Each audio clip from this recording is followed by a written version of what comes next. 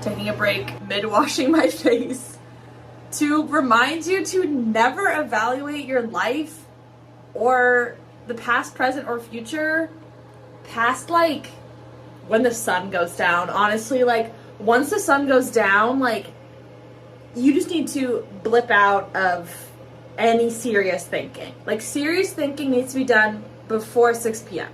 Like, that's the deadline. Like, that's just the rule.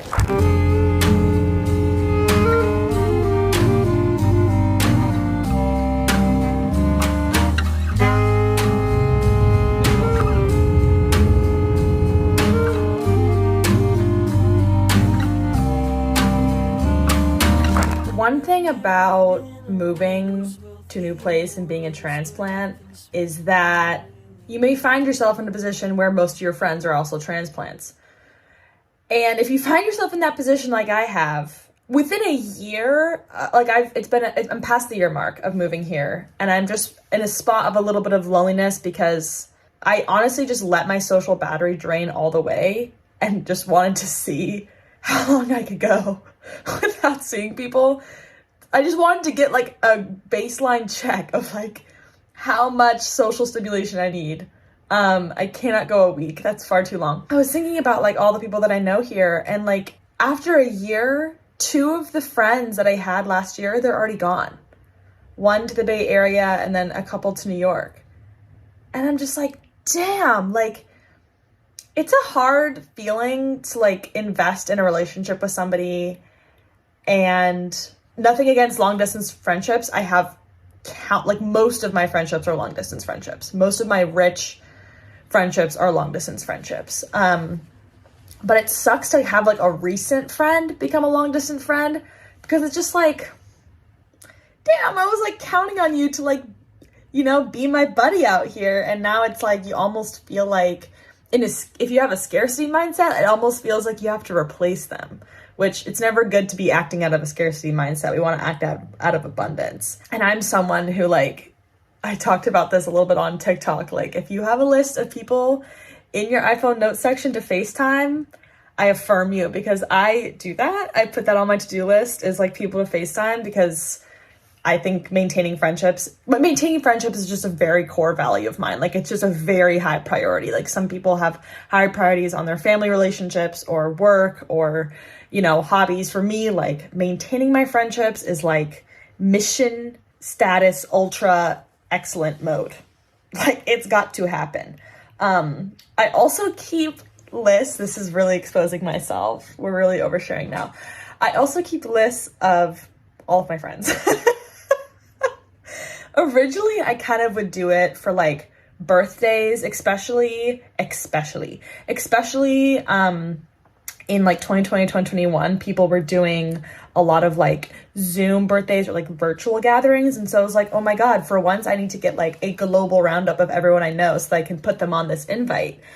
And after that, I started doing, maybe predates that actually. I would do like a list of all the friends I had in LA, because every single time I went to LA, I wanted to like distribute my time evenly. And if I had seen a couple people last time, any of you that have been to LA know, like, it's just not a dense city. So it's really hard to just see a bunch of people in 3 blocks. Like that's not happening like it would in New York City. So I had to like, you know, figure out, okay, if I saw Tamar and Tallene and Yossi last time, I need to see Kath and Sheridan and Maya this time. And that's just how I do it. Just bearing all. That is literally what I do. That's literally what I do. And maybe that makes me sound like mathematical or weird for that, but I'm like, no, I honestly just think that's a fair way to live. I think that's a very fair way to live. I made a list. I've had a lot of friends move to New York, so I've made a list for New York now. That way when I go there, I can like have the life hack is like when you visit a city and you know a lot of people there, which like I feel very, very fortunate to be in that position. It's largely because I have internet friends, and there's a density to internet friends living in LA and New York. And just in general, I feel like I just had a lot of friends from like high school and college. LA and New York are just, you know, magnetizing cities. And so you'll just, personally, I'm always knowing at least one person that lives in either of those cities. The true thing to do if you know multiple people in a city and you don't really have the bandwidth to be doing like a breakfast, lunch, and dinner with a different person every single day, karaoke night. Bring everybody together and just do it. So that's what I'm gonna do when I visit New York next year. So if you follow me and we're mutuals and you live in New York, let me know. I'll get you on the karaoke invite. But I also recently created I have like a Seattle list too, and it's smaller than my New York or LA lists, which is just so funny. Like I just wonder a lot. I want to write a fucking book about friendship, by the way. I want to write a book about friendship. Like, put it out there. I want to do that. I just wonder, is it odd to have more friends in LA or New York than the city you live in? Because I'm that's a little odd. I feel like most people, the most people they know is in the city they live. For me, I'm no. I'm from the Bay Area. I lived there after college, and now I live here. I have more friends in LA or New York than the Bay Area and Seattle combined.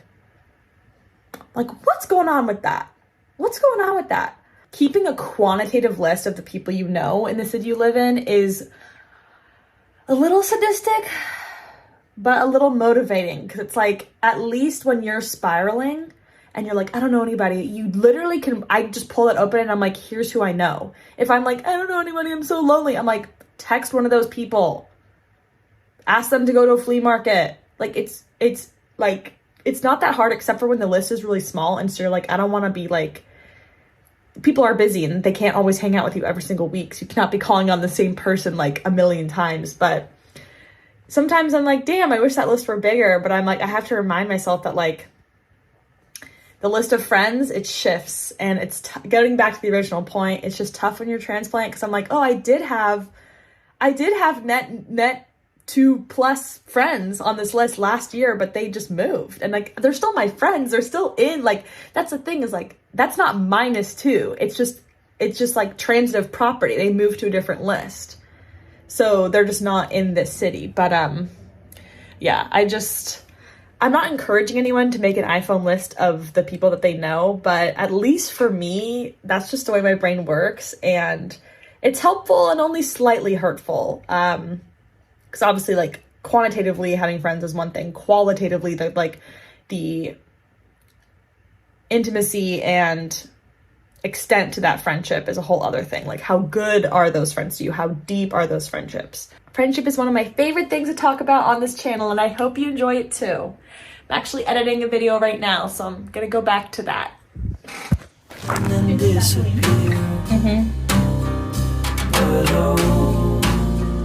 To be so easy. At the salon. So in love.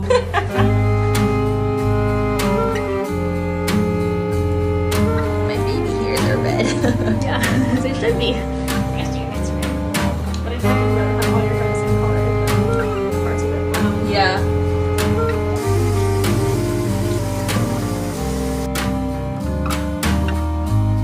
In the summer sun, we would melt away, and I would kiss you. My sister was teasing me because she's you're having your be messy and dye your hair a million colors era so late.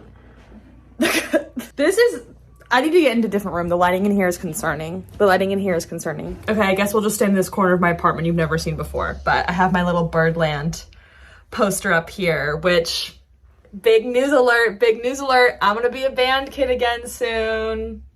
I miss it. And by I miss it, I don't miss the actual craft of playing the trumpet, because I have my trumpet. It's right down there.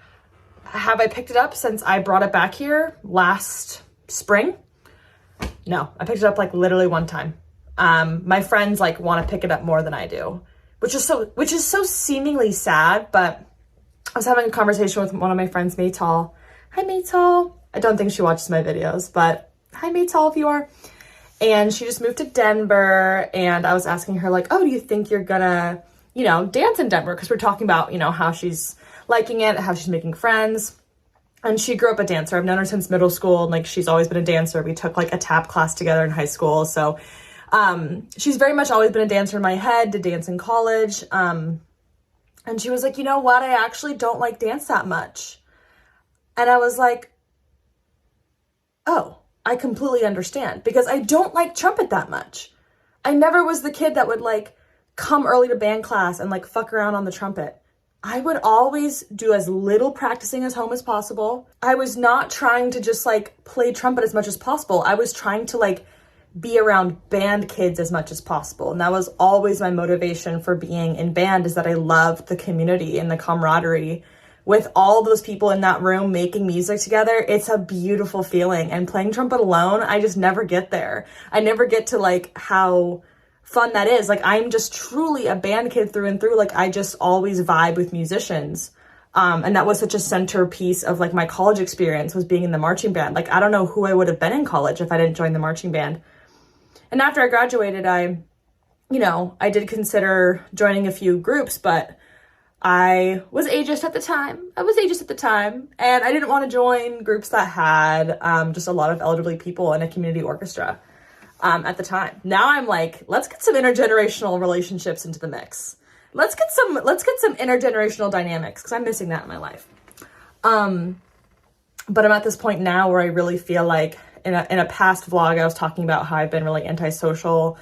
And because I'm no longer employed and I no longer have like enforced, like even just Zoom calls with other people, YouTube is the only form of employment. Well, not right now actually, but YouTube was the only form of employment I had for like 6 months. And it's just very isolating. Like, you hear people talk about that all the time. Like, YouTube is just a very isolating, being self-employed can be very isolating. And it got to me after literally a month of just being in Seattle and not having anybody visit me, not having any trips with a bunch of friends. Like, it just got to me.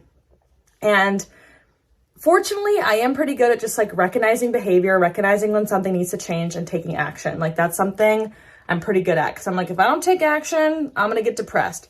So made a couple calls, did some research, looked at some flyers, and there's a few just like different jazz opportunities around Seattle, and I'm gonna pursue one and like be in a big band or a jazz combo and get back into it. And apparently trumpet players are in very high demand in Seattle. When the guy told me that, I thought he was joking. I was like, are you fucking for real right now? And he's like, yeah.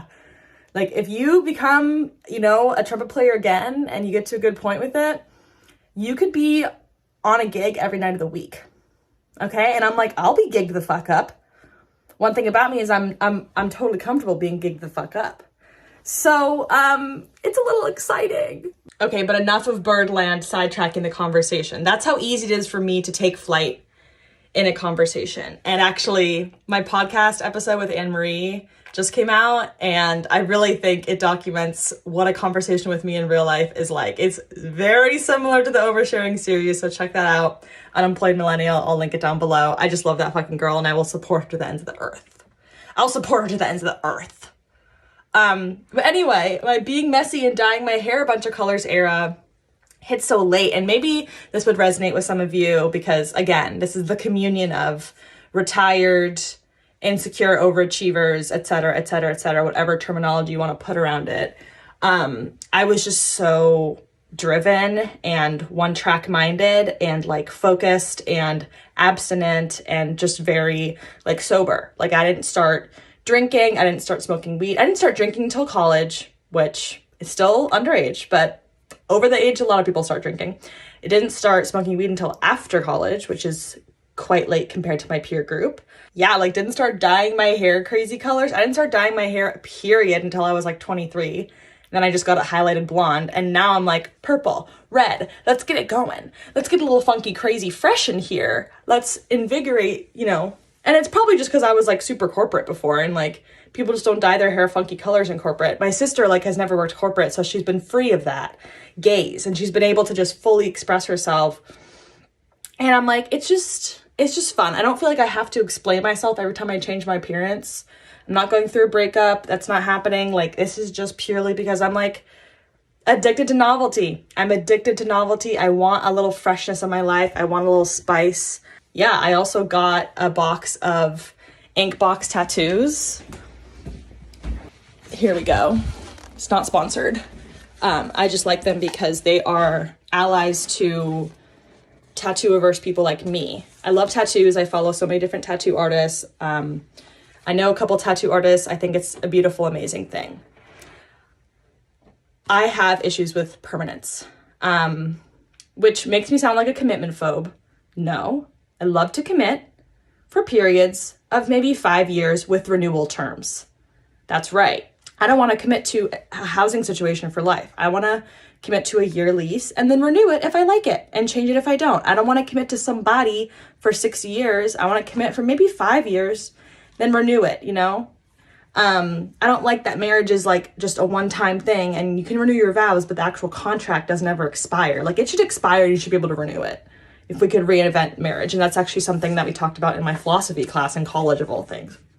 But I have issues with permanence. Like that's the reason I don't have a pet, is because I don't feel ready to give up my autonomy, or to like reduce my autonomy. And even the lifespan of a pet is like 10 to 15 years for some of them. And I'm like, oh, 10 to 15 years? That just seems like forever to me. I'm like, my life, I just don't know where it's going. I just can't do that. I just can't do that because it'll limit my path forward. And some people view having a pet as like opening up many paths forward because it brings a lot of joy to your life. And I love animals. So it's like, people always ask me why I don't have a pet. And it's just like, I can't do the permanence of it, even though it's like a decade. That's why I was considering a ferret. But then I learned that ferrets actually, I thought ferret would be like 3 to 5 year lifespan. No, those bitches live a little longer than you'd think. So tattoos I would love to get. That's why I talked about this in my apartment tour. That's why I have this piece of artwork. This is a tattoo artist in Seattle's block prints that they do. That's a style of tattoo that they do. And I love that tattoo, and it's a berry stamp. It's just so darling.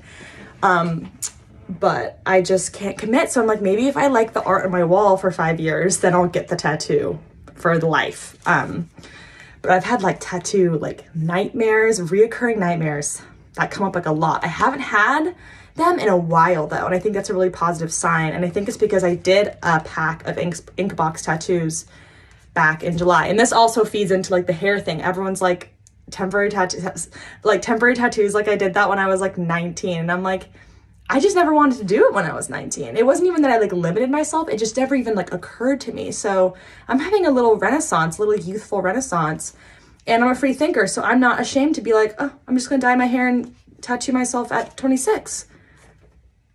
What right age is there for that? Who sets the terms of that? So I got a pack of these. I'm going to apply them in a couple nights, and just add some novelty to my life without the permanence of it. Cause like hair grows out, these will fade in a week. But eventually maybe I can experiment with like, oh, do I want to get one of these permanently tattooed on me? Or do I want to use henna dye to like permanently dye my hair like dark red? I don't think so. I don't think so. I love the red temporarily though, and that's totally fine and cool. So just a little bit about me. We're